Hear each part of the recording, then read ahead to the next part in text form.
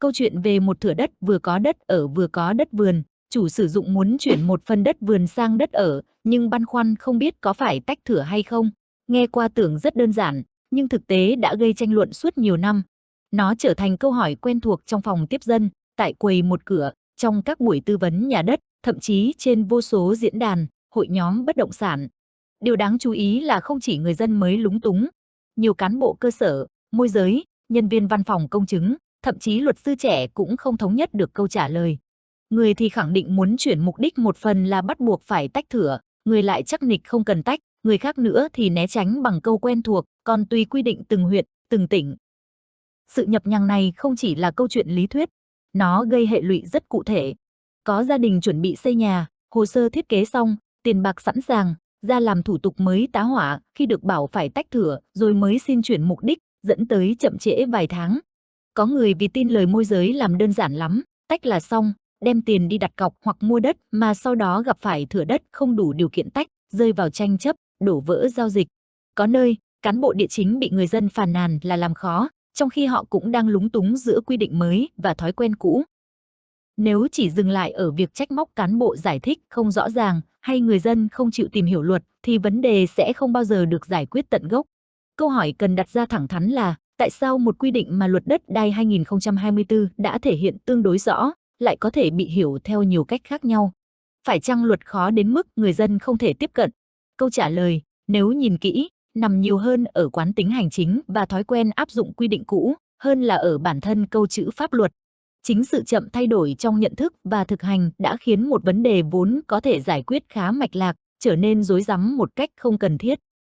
Để tháo gỡ, trước hết cần nhìn thẳng vào gốc rễ những nhầm lẫn đang tồn tại. Đa số người dân, và cả một bộ phận không nhỏ người làm nghề, đang mắc kẹt giữa hai lớp tư duy. Lớp thứ nhất là thói quen từ thời còn áp dụng luật đất đai cũ và các nghị định hướng dẫn trước đây. Nhiều địa phương từng ngầm hoặc công khai yêu cầu người sử dụng đất phải tách thửa nếu chỉ muốn chuyển mục đích một phần. Tư duy chuyển một phần thì phải tách riêng phần đó ra đã được lặp đi lặp lại qua nhiều năm, đến mức trở thành mặc định trong suy nghĩ, dù không phải lúc nào cũng có căn cứ pháp lý rõ ràng.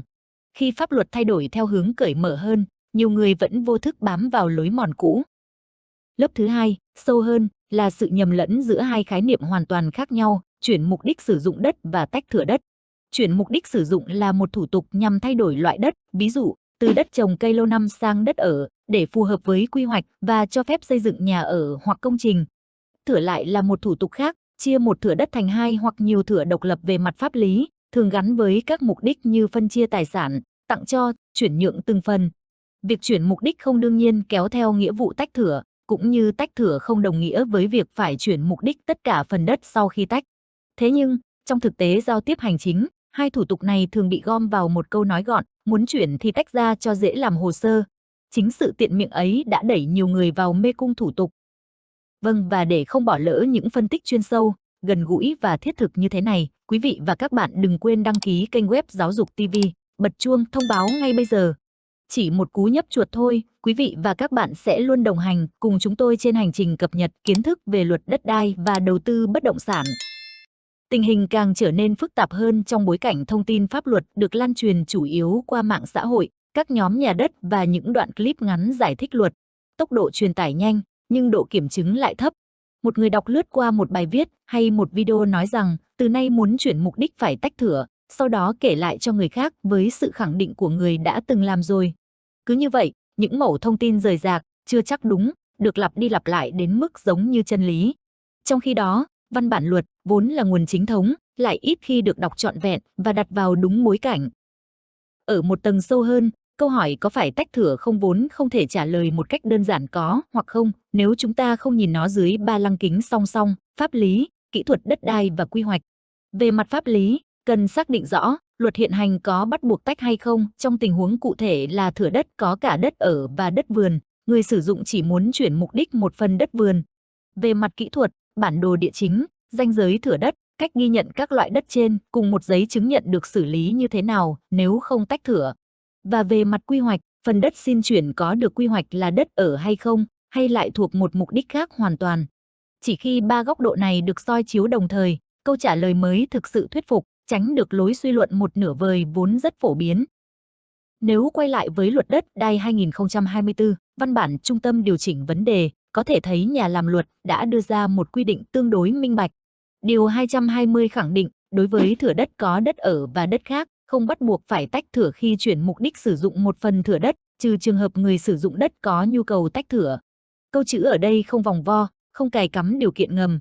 Nó khẳng định rõ ràng hai điểm, thứ nhất, không có nghĩa vụ phải tách, thứ hai, vẫn tôn trọng quyền của người dân nếu họ muốn tách. Nói cách khác, pháp luật tạo ra một cơ chế linh hoạt, tách hay không tách là lựa chọn phụ thuộc vào nhu cầu thực tế của chủ sử dụng đất, chứ không phải rào cản hành chính bắt buộc.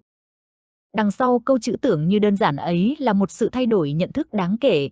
Nhà nước thừa nhận rằng trong thực tiễn, rất nhiều thửa đất, đặc biệt ở nông thôn, tồn tại như một hỗn hợp tự nhiên, phía trước là đất ở có nhà, phía sau là đất vườn, bên hông có thể là ao, chuồng trại, tất cả nằm trong cùng một giấy chứng nhận. Yêu cầu người dân phải tách riêng từng phần chỉ vì họ muốn chuyển một phần đất vườn lên đất ở để nới rộng diện tích xây nhà, rõ ràng là một cách tiếp cận cứng nhắc, vừa tốn kém chi phí, vừa làm nặng nề thêm bộ máy hành chính. Việc khẳng định không bắt buộc tách thửa trong trường hợp này là bước đi thể hiện sự tôn trọng hơn đối với cách người dân sử dụng đất trong đời sống thực, đồng thời giảm bớt thủ tục không cần thiết. Tuy nhiên, việc pháp luật mở ra cánh cửa không có nghĩa là mọi thứ lập tức vận hành suôn sẻ ngoài đời. Sự lệch pha giữa luật cho phép và thực tế có cho làm hay không chính là điểm gây nhiều tranh luận gay gắt nhất. Không hiếm trường hợp người dân mang cả điều luật in sẵn đến xã, phường, nhưng vẫn nhận được câu trả lời, luật thì vậy, nhưng ở đây đang làm theo hướng dẫn là phải tách thửa trước.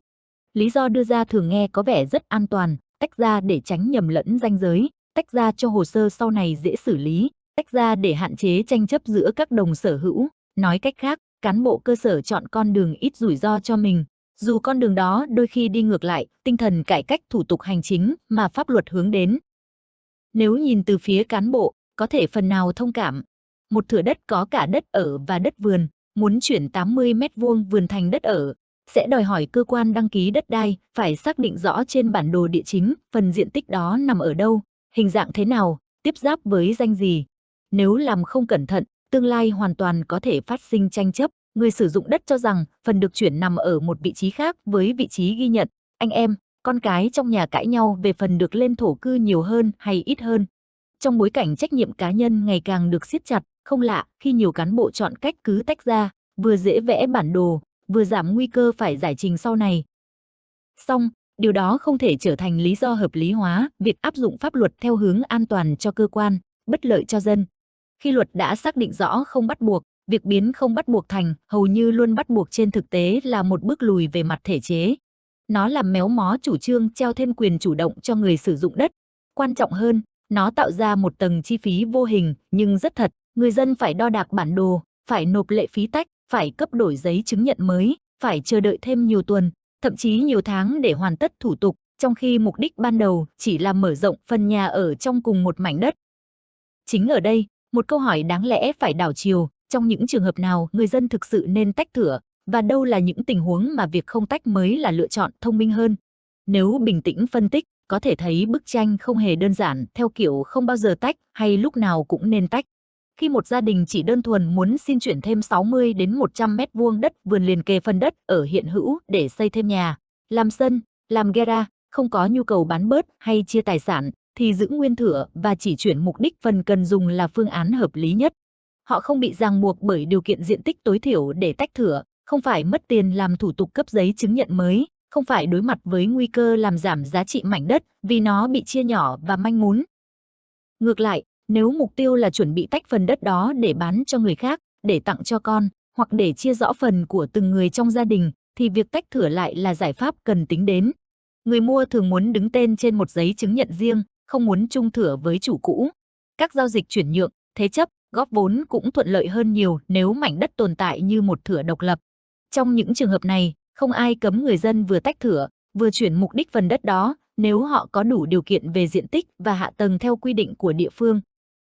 Cũng có những tình huống ở lằn ranh xám, nơi quyết định tách hay không tách cần cân nhắc kỹ.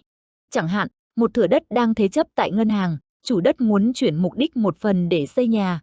Về mặt nguyên tắc, thủ tục vẫn là chuyển mục đích sử dụng, không nhất thiết phải tách, nhưng ngân hàng, với tư cách bên nhận thế chấp, có quyền yêu cầu được xem xét lại giá trị tài sản, cập nhật thông tin về loại đất.